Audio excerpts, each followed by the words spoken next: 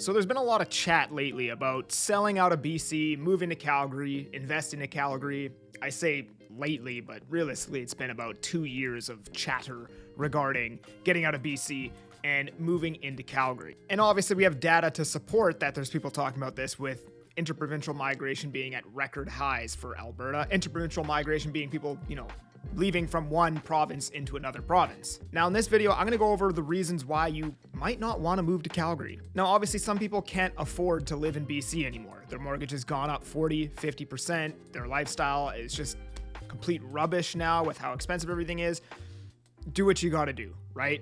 I completely support you in your decision to move to Calgary, and honestly, it's very tempting. But for the people who don't have to move and don't have to invest there, this is why, in my opinion, you shouldn't. So number one, you typically want to be zigging while everybody else is zagging. The time to buy in Calgary would have been mid-2021, I would say, before Vancouver had reached its peak but was almost there. And as we got closer to the peak, things were so expensive, people started considering buying in Calgary. And basically since then, Calgary's been on a massive 2-year-long bull run. Now that being said, I think Calgary is going to continue to be bullish so long as, things stay as unaffordable as they are right now. But in my opinion, I think there is a ceiling on Calgary real estate prices at some point, just based on the sole fact that, I'll give you an example, right? So let's just say a townhome in Calgary right now, I think they're over 500 grand now, right? For a decent townhome.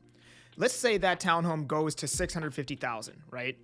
Well, once we're at that point, right, there starts to become a question where it's like, why would I buy a townhome in Calgary for 650 when I can get a townhome in Abbotsford for 700? Or I can get a townhome in Langley for 800K or whatever it may be. And I get there's other reasons why you would actually do that move to Calgary, but I think the large majority of the interprovincial migration that's moving over to Alberta will start to have that question and reconsider their position on buying in Calgary.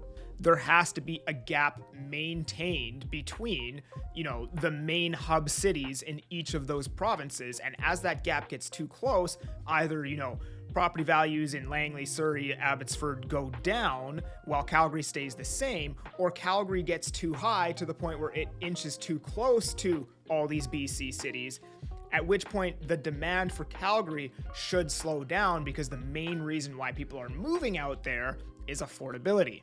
But realistically, it just comes down to fundamental investing. You typically want to be buying in markets that are depressed and selling in markets that are euphoric. And Abbotsford, as an example right now, detached homes are sitting at like 10 months of inventory. Sellers market starts at 6, and they're down still $300,000 plus off of the peak, where Calgary is basically the polar opposite. And the second thing that makes me feel uneasy about Calgary is that, maybe not millions, there's hundreds of thousands, if not millions of acres of raw land in Calgary. And to bring new supply to market, I understand, before that land can be buildable, we have to bring services like water, electricity, sewer, etc., to that land.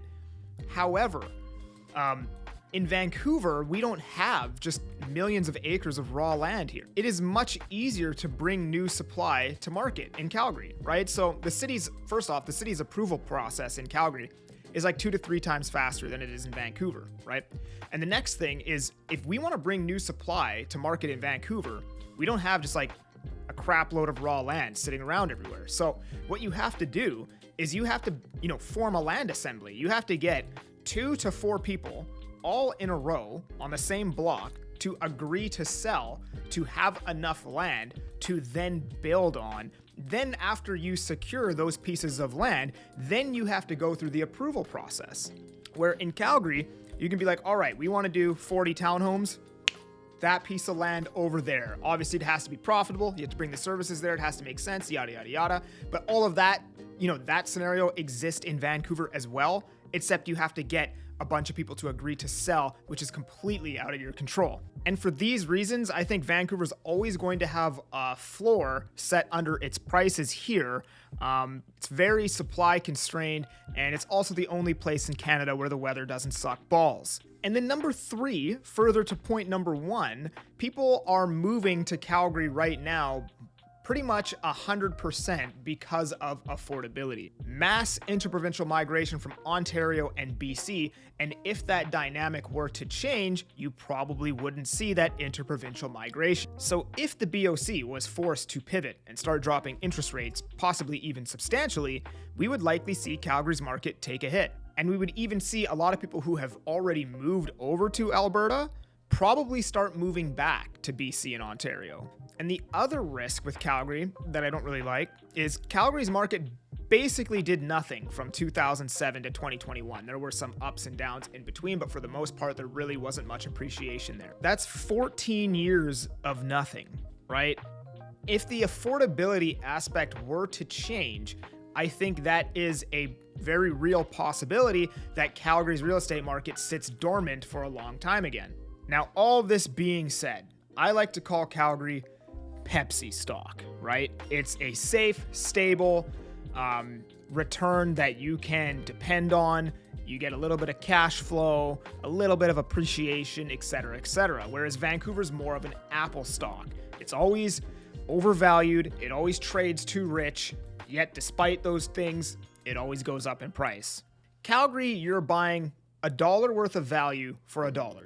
Where in Vancouver, you're buying $1 for $3 and hoping it goes to $5. And historically, it always goes to $5. Take your pick. Don't forget to subscribe, like the video. I'm That Agent Kelly, and I'm making moves to move you. Peace.